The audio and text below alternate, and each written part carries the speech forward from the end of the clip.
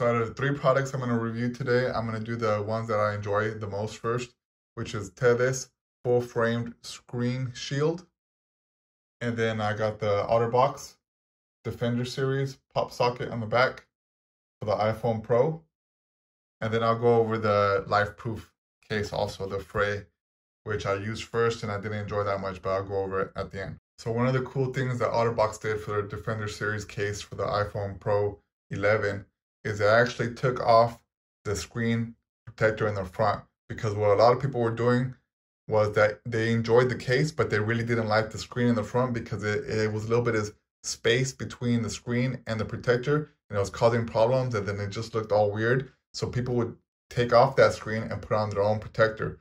So in this case, the screen is not even there. So you could just go ahead and put your own screen protector that you prefer, and it looks way nicer. So in this case, I did use the Tethys full framed it's basically edge to edge. So there's not as much gap on the sides, and it fits perfectly with this Otterbox. If you take a look right here, you could see how close it is to the edge. And maybe in this angle, it looks wider than what it is, but it's so close. It's probably like 1 millimeter difference right there. When you compare that to other screen protectors, like this is my wife's old phone, you can see how far it is from the edge. It's big gaps right there on the side. And I know many people have dropped phones like this, and coincidentally it falls like right on a rock, right on the edge, and it still cracks the screen. And another cool thing about the screen protector is if you look at the top, it covers that whole section besides the little speaker right there. A lot of the other ones leave that part open, which gives it more space to be able to fall and hit a rock or something and crack it. So this is my wife's iPhone 11 Pro Max, and she got a different kind of screen protector. And you can see at the top right here where it doesn't cover the entire section. And then if you look at the edges, they're definitely more spaced out from the case than the Tethys full frame edge to edge protector that I bought. So you could definitely see a difference. So that's definitely a big plus when it comes to the screen protector that fits this Otterbox case. Now, as far as the Otterbox case goes itself, I've always loved them because they're the most protection you could get for an iPhone, I believe, and it's pretty decently priced. And the way it works is on the inside, it's basically a shell that you split into two pieces, and then you click it together to cover your phone, and then you put this rubber casing around it, which protects it even further.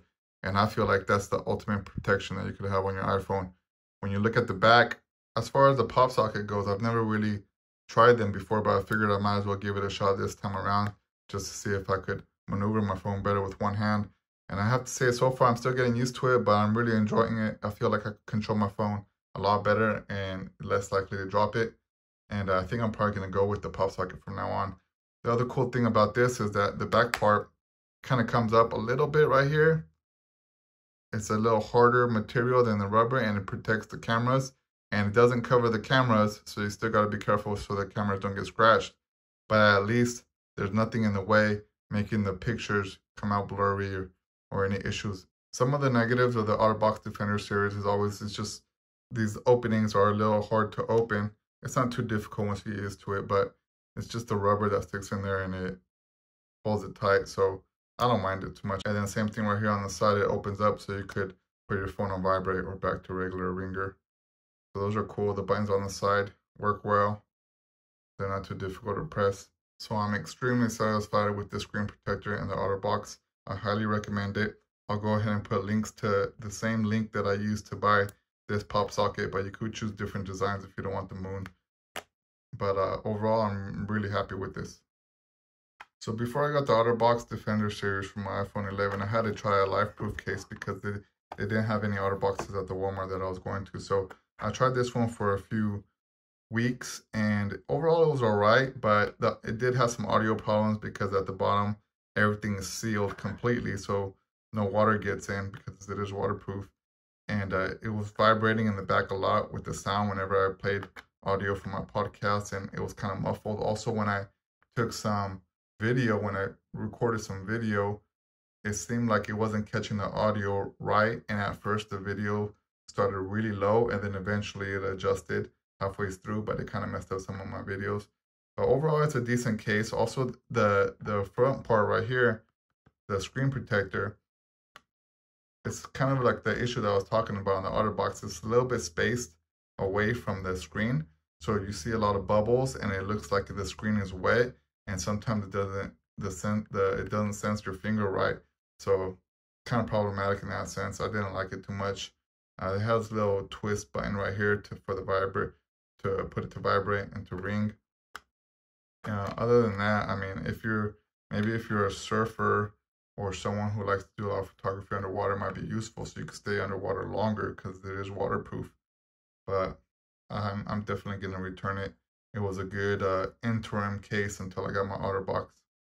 So that's about it for these 3 products. I know it wasn't that much of an in-depth interview, but I just wanted to put my opinion out there so you guys could check it out. It could be helpful for someone.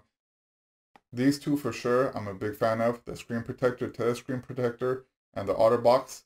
I'm going to go with these for as long as I can until a better product comes out. But so far, the Otterbox has saved me a lot of times throughout the past few years. So I think I'm going to stick with them for a while. And for the FRE Lifeproof, I think for some people they'll find it enjoyable, especially if they're doing a lot of swimming and a lot of underwater photography. But for me, it just didn't fit my needs, and I'm not going to use it again anymore. I hope some of you found this video helpful. If you have any questions, go ahead and ask in the comments, and I'll try my best to respond and help you guys. Thank you so much for watching the video.